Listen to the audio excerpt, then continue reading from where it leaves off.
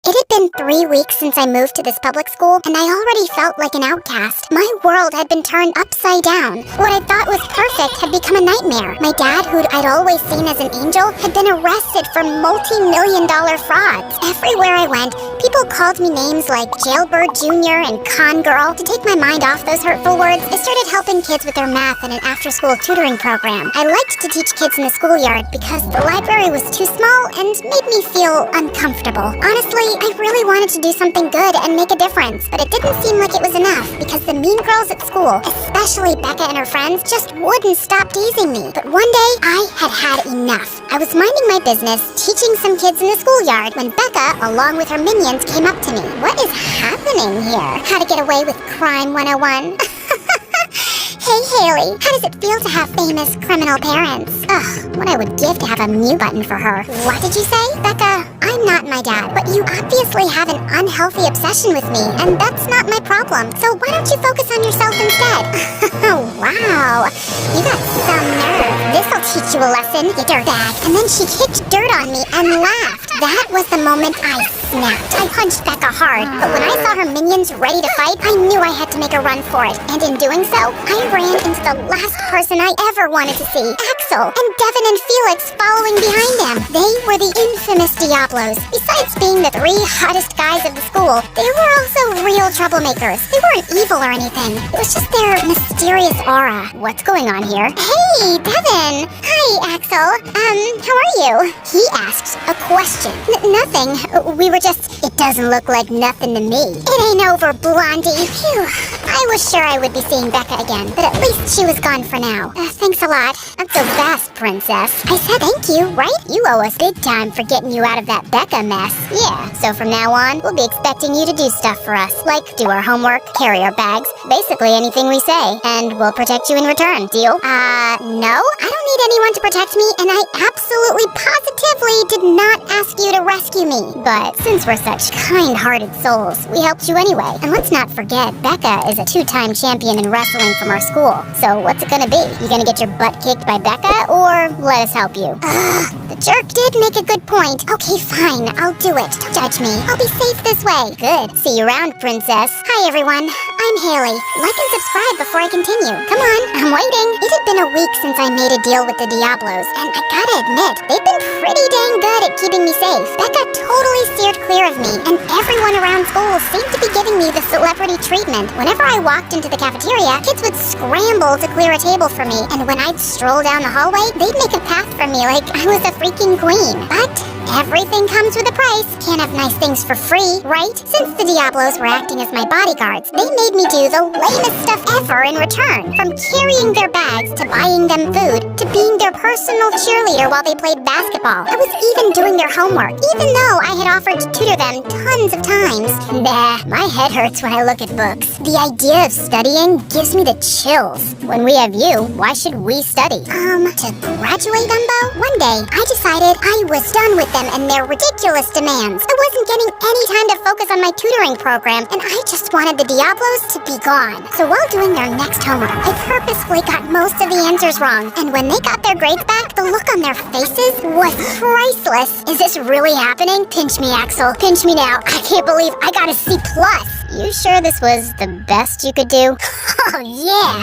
It's the first C+ in so many years. My mom is gonna be so happy. Nice job, princess. They're happy to get a C+? What kind of monsters are they? Are you guys for real? C+? I'm a math whiz, and I feel ashamed I did these assignments. I can't believe I'm saying this, but from now on, I'm gonna teach you guys math. Got it? I don't think so. Well, I know so. Just zip it, Axel. While Felix and Devin started laughing like crazy, Axel just gave me death stares, but I didn't care. I was determined to make the Diablos killers at math, no matter whether Axel liked it or not. Every day at school, I had these tutoring sessions with the Diablos. At first, I was a little intimidated by them, but I quickly realized they weren't so bad. Devin was always trying to show off and kept bragging about how many girls were after him. One time he even asked me to be his fake girlfriend so other chicks would back off. Axel was kind of an enigma. You never knew what he was thinking, but I would often catch him staring at me, and it always made my face heat up. Felix was a total sweetheart, always playing music, but as I got to know them better, I realized they weren't so bad after all. But what I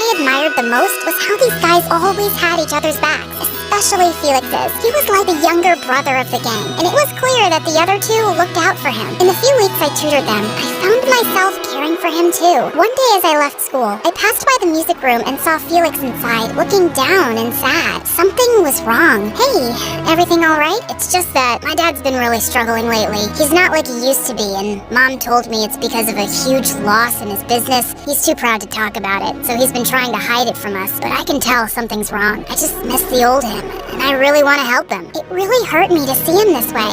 I feel ya. I miss my dad too. We were so close before he went to prison. Felix, you gotta talk to your dad. Let him know you love him and that you're there for him. Trust me, you're a charmer. He'll listen to you. Felix hugged me and said he felt better. I was happy, and when I left, I saw Axel, and his words took my breath away. Thank you. Sometimes he needs to talk to someone other than us. You're thanking me? Did you hurt your head or something? Sure can ruin a heartwarming moment. Oh, come on. I was just kidding. No, don't be so grumpy. You can smile a little. It won't bite. Are you seriously trying to tease me? What if I am, Mr. Party Pooper? Saying that, I ran away, and Axel chased me until I spotted the janitor's closet. Without thinking twice, I dived inside, and wouldn't you know it, Axel followed right after me. But before I could blink, the door slammed shut and locked, trapping us both inside. It was one of those doors that could only be opened from the outside. My claustrophobia kicked in, and I started panicking.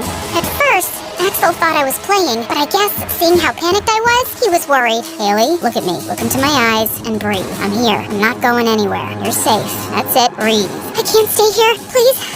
I need to get out. We'll be out of here in no time. The janitor stays in the building till evening. He'll come and definitely open the door. Don't worry. As I calmed down, he continued to talk to me softly, and I felt like I was being transported away from the tiny closet. He held me tight, and slowly, my breathing became normal. He wiped away my tears and placed a kiss on my head, making my heart flutter. Did this just really happen? Oh, it did. It was perfect. After that day, something between us changed. Axel was more gentle towards me, and to be honest, I liked it. A couple of days later, I was having a one-on-one math tutoring session with Devin. He was being his usual self, flirting with me and trying to make me laugh, but then he said something that caught me off guard. I love it when you laugh. Haley, I know, I have a crush on you. Yeah, right. Says the biggest flirt ever. No, I'm serious. I've never felt like this for anyone before. The next day at school, I was so worried. I just had to clear things up with Devin and tell him I had feelings for Axel, not him. Hey, Devin, can we talk about,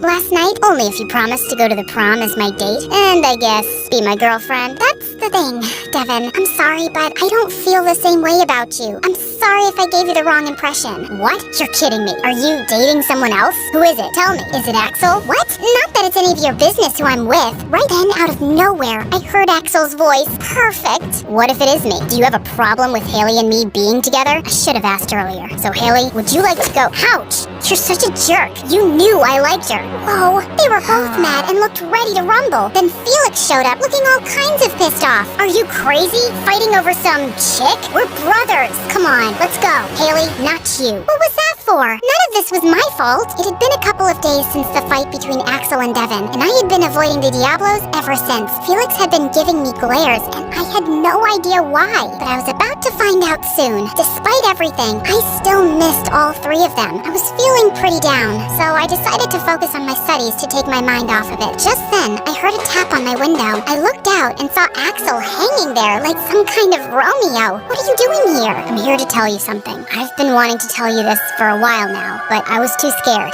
Haley, I really like you. Will you go to prom with me? I thought you'd never ask. Prom night was finally here, and I was filled with excitement. As I arrived at the prom, my eyes immediately fell on Axel, who looked stunning in a black tuxedo. Then I heard a voice behind me. It was Devin. Hey, can we talk? What do you want, Devin? I asked for Haley. Are you her personal assistant or something? Devin. Hey, Axel, you go inside. I'll talk to Devin. Haley, I wanted to apologize for the way I behaved. I should have never said the things I did, and I'm really sorry for it. Forgiven, but only on the condition that I get my goofy friend back. Deal. Prom night was amazing, and when I went for some punch, I ran into Becca. I was ready to face her off, but her words took me by total Oh, surprise.